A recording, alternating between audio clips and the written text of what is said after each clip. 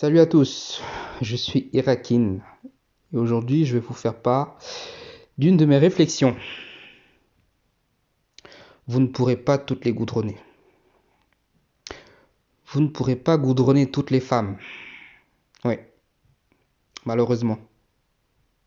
Alors certains vont se demander, c'est quoi ce mot goudronner? De quoi il parle? Euh, alors goudronner, ça signifie, je dirais, goudronner fait référence à un rapprochement entre deux êtres humains. Ça peut être en l'occurrence un homme et une femme. Un rapprochement physique et pendant lequel s'effectue un mouvement de piston, donc de va-et-vient si vous voulez. Ça peut être dans n'importe quel sens, n'importe quelle position, mais il y a un mouvement de piston, de va-et-vient. C'est ça à goudronner. Et malheureusement, j'ai une très mauvaise nouvelle pour ceux qui peut-être ne le savaient pas, c'est que vous ne pourrez pas goudronner toutes les femmes. Pourquoi cette réflexion? C'est que je pense qu'il y a pas mal d'hommes qui sont, comment dire, hmm, qui sont tous sauf réalistes, et je pense que cela concerne à la fois les hommes qui ont du succès avec les femmes et ceux qui n'en ont pas.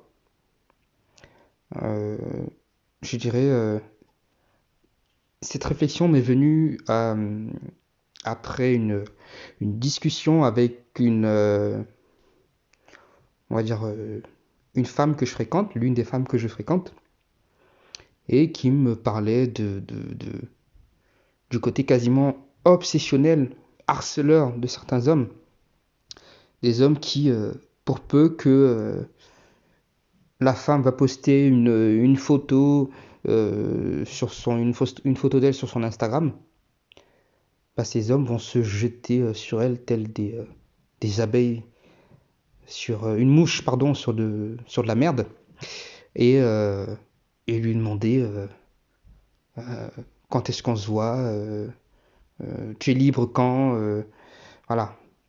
Et c'est pareil par SMS, hein, ou par notamment sur WhatsApp, c'est des hommes qui harcèlent, mais pourquoi tu ne réponds pas, bonjour, ça va, des monologues, mais vous ne pourrez pas toutes les goudronner, les mecs.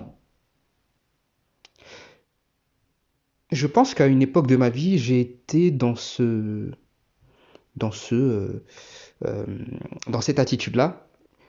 Je pense que c'est très ancré, notamment chez l'homme, hein, cette volonté de conquête, cette volonté d'avoir tout. Et puis, passé un certain âge, et puis surtout lorsqu'on a un minimum d'expérience, on arrive à, pas toujours, mais on arrive mieux parfois à, je dirais, à, à lever le pied, à être plus, à avoir un sens du discernement et à être focus sur l'essentiel. En tout cas, quand je dis sur l'essentiel, à être focus en tout cas euh, euh, euh, là où ça en vaut la peine, je veux dire ainsi. Euh, si vous rencontrez une femme et que vous échangez vos coordonnées et que par la suite vous lui proposez d'aller prendre un verre, en tout cas de vous revoir, hein, euh, la balle est dans son camp. Du moins, moi, c'est mon approche, c'est ma façon de fonctionner. C'est que la balle est dans son camp et c'est à elle de me dire si oui ou non elle souhaite aller en rendez-vous avec moi. Disons que je rencontre, je ne sais pas, Arlette, pas Arlette Laguier, hein, pour les plus anciens, pas du tout. C'est voilà, je rencontre Arlette euh, sortant du travail et que après un bref échange, nous gardons nous échangeons nos coordonnées. Je lui envoie un message, je sais pas, le lendemain ou le soir même, ou 2 ou 3 jours après, et je finis par lui proposer d'aller prendre un verre. C'est à Arlette de décider. Si Arlette me dit Ok, Erakin, pas de souci, je suis disponible tel jour, on peut aller boire un verre. Parfait. Mais si jamais Arlette ne prend même pas la peine de me répondre, pourquoi est-ce que je la harcèlerais? Pourquoi est-ce que j'insisterais en lui demandant si elle a bien vu mon message? Bien sûr qu'elle a vu mon message. Bah oui, Arlette a bien vu mon message. Toutes ces femmes qui vont vous dire: ah, j'avais pas vu ton message, ah, j'avais oublié, je pense qu'il n'y a pas plus connecté qu'une femme. Donc c'est juste des conneries en fait. Mais ces hommes vont être totalement aveugles à ça et se dire que peut-être qu'elle n'a pas vu mon message, peut-être qu'elle m'a oublié. Euh, Si elle a oublié, qu'est-ce que ça dit? Je pense que tout est dans les détails, il faut savoir lire entre les lignes. Mais certains, non, non, ils vont se dire, ou peut-être qu'elle elle joue la difficile, la hard to get, comme disent les Américains. Donc il faudrait que j'insiste. Les gars, ne jamais insister. Du moins ça, c'est ma règle d'or. Je me suis imposé comme ça des règles avec le temps, avec les expériences, pour déjà être le moins attaché possible euh, vis-à-vis de ces femmes. C'est-à-dire que je ne dis pas qu'il ne faut pas s'attacher à une femme. Je dis simplement que euh, plus vous êtes des inconnus, euh, mieux vous vous portez, en tout cas si vous êtes détaché. L'attachement, c'est lorsqu'on va être de plus, c'est un effet d'entonnoir. Lorsqu'on va être de plus en plus proche, on va partager des choses. Oui, là, on va pouvoir s'attacher, ça va pouvoir s'installer.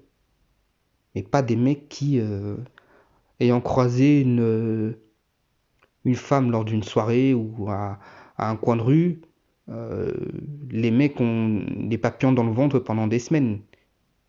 Réveillez-vous, réveillez-vous. Et dites-vous que tant que vous n'avez pas goudronné cette femme, il n'y a aucune raison de s'attacher.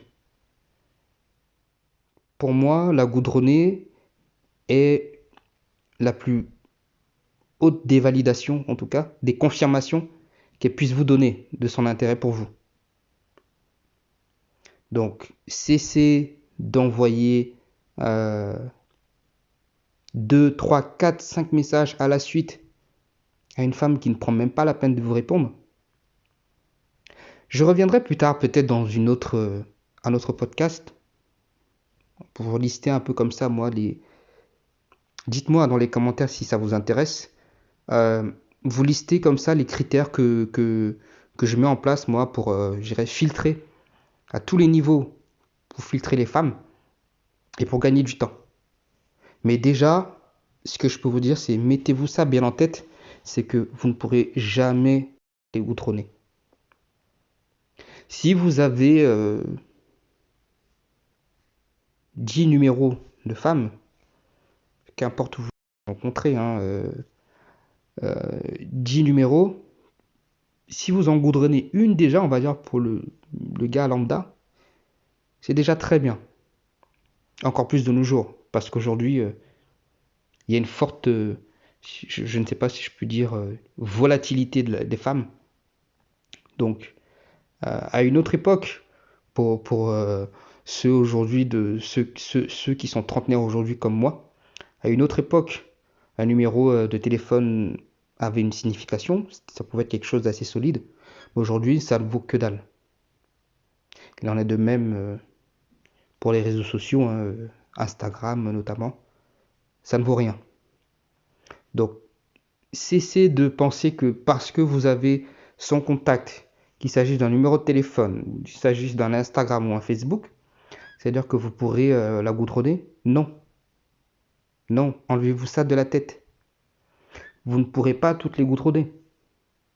D'ailleurs, on voit bien, même les stars, même les joueurs de foot, hein, notamment, je pense à tous ces, ces- ces- ces joueurs ces sportifs, en tout cas professionnels, qui eux-mêmes aussi se font recaler.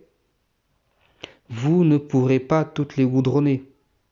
Donc cessez les gars de perdre votre temps, votre énergie, votre attention sur des femmes qui en réalité ne veulent pas se faire goudronner par vous, ne sont pas intéressées par vous.